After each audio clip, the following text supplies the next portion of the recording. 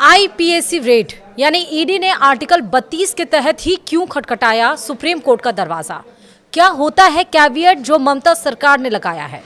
क्या है आर्टिकल 32 जो आईपीएसी केस में बनेगा ईडी का हथियार? सब कुछ बताएंगे विस्तार से। नमस्कार, आप देख रहे हैं न्यूज 18 का डिजिटल प्लेटफॉर्म और मैं हूं आपके साथ श्रुति श्रीवास्तव। पश्चिम बंगाल में कोयला घोटाले की जांच अब देश की सबसे बड़ी अदालत तक पहुंच गई है। प्रवर्तन निदेशालय यानी ईडी ने कोलकाता स्थित आईपीएसी दफ्तर और इसके डायरेक्टर प्रतीक जैन के घर पर हुई रेड के बाद सुप्रीम कोर्ट का रुख किया है। ईडी ने इसके लिए संविधान के आर्टिकल 32 का सहारा लिया है। यह कदम कानूनी रूप से बेहद गंभीर माना जा रहा है। एजेंसी ने सीधे तौर पर मुख्यमंत्री ममता बनर्जी पर गंभीर आरोप लगाए हैं। उनका कहना है कि मुख्यमंत्री ने खुद रेड वाली जगह पर घुसकर अहम सबूतों और दस्तावेजों को वहां से हटाया है। बंगाल की पुलिस पर भी जांच में बाधा डालने का आरोप लगा है। उधर ममता सरकार ने भी सतर्कता दिखाते हुए सुप्रीम कोर्ट में कैविएट याचिका दाखिल की है। कोलकाता हाई कोर्ट में हंगामे के चलते सुनवाई टलने के बाद अब सबकी नजरें दिल्ली पर टिकी हैं। यह मामला अब एक बड़े संवैधानिक टकराव की ओर बढ़ गया है। अब आपको बताएंगे कि जो ईडी का हथियार बनेगा क्या है आर्टिकल 32, जिसके तहत ईडी सीधे सुप्रीम कोर्ट गई है। दरअसल आर्टिकल 32 को भारतीय संविधान की आत्मा कहा जाता है। इसके तहत कोई भी नागरिक या संस्था मौलिक अधिकारों के हनन पर सीधे सुप्रीम कोर्ट जा सकती है। आमतौर पर जांच एजेंसियां हाई कोर्ट जाती हैं, लेकिन ईडी ने दावा किया है कि बंगाल में उसकी निष्पक्ष जांच करने की आजादी छीन ली गई है। एजेंसी का कहना है कि राज्य की मशीनरी ने कानून का उल्लंघन किया है। पुलिस ने ईडी अधिकारियों को उनकी शक्ति का उपयोग करने से रोका है। यह संवैधानिक अधिकारों के हनन का मामला बन गया है। इसलिए ईडी ने सीधे दिल्ली स्थित शीर्ष अदालत से न्याय की गुहार लगाई है। दूसरा सवाल है, ममता बनर्जी पर क्या है ईडी के वो संगीन आरोप? दरअसल ईडी ने अपनी 28 पन्नों की याचिका में कई सनसनीखेज खुलासे किए हैं। एजेंसी का दावा है कि प्रतीक जैन के घर पर रेड के दरमियान ममता बनर्जी वहां पहुंची थी।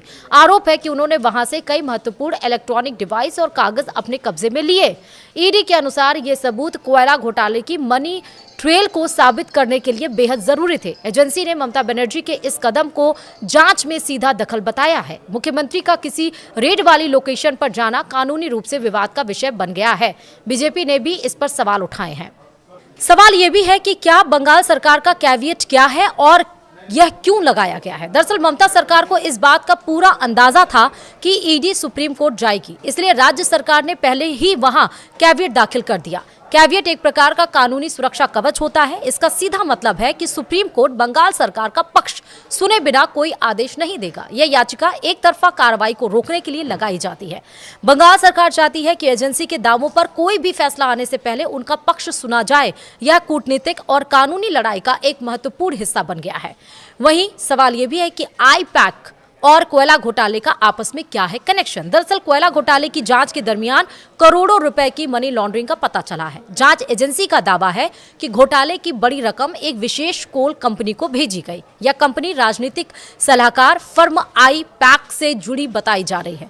इसी लिंक को तलाशने के लिए ईडी ने प्रतीक जैन के ठिकानों पर छापेमारी की थी। बीजेपी ने सवाल उठाया है कि सरकारी दस्तावेज एक प्राइवेट एजेंसी के पास क्या कर रहे थे? क्या बंगाल के अफसर किसी प्राइवेट संस्था को रिपोर्ट कर रहे हैं? यह सवाल अब ममता सरकार के लिए गले की हड्डी बन गया है। वहीं हाई कोर्ट से सुप्रीम कोर्ट तक कैसे पहुंची है कानूनी जंग? ईडी सबसे पहले इस मामले को लेकर कोलकाता हाई कोर्ट गई थी। वहां एजेंसी ने पुलिस की भूमिका और मुख्यमंत्री के हस्तक्षेप की शिकायत की थी, लेकिन शुक्रवार को कोर्ट में वकीलों के भारी हंगामे के कारण माहौल खराब हो गया। इस हंगामे की वजह से हाई कोर्ट ने सुनवाई 14 जनवरी तक के लिए टाल दी। ईडी का मानना है कि जांच में हो रही देरी से सबूत नष्ट हो सकते हैं और इसी कारण एजेंसी को तत्काल सुप्रीम कोर्ट का दरवाजा खटखटाना पड़ा। अब मामला राज्य बनाम केंद्र की बड़ी लड़ाई में तब्दील हो चुका है। सवाल यह भी है क्या बंगाल में अब सीबीआई की एंट्री होगी और आगे क्या होगा? ईडी ने अपनी याचिका में केवल बाधाओं की शिकायत नहीं की है। एजेंसी ने साफ तौर पर मांग की है कि इस पूरे मामले की जांच अब सीबीआई को सौंपी जाए। उनका तर्क है कि राज्य पुलिस और प्रशासन के रहते निष्पक्ष जांच संभव नहीं है। अगर सुप्रीम कोर्ट सीबीआई जांच के आदेश देता है तो यह राज्य सरकार के लिए बड़ा झटका होगा। टीएमसी के सांसदों ने भी इस रेड के खिलाफ दिल्ली में प्रदर्शन किया है। आने वाले दिनों में यह विवाद सड़क से लेकर संसद और कोर्ट तक और अधिक गरमाने वाला है।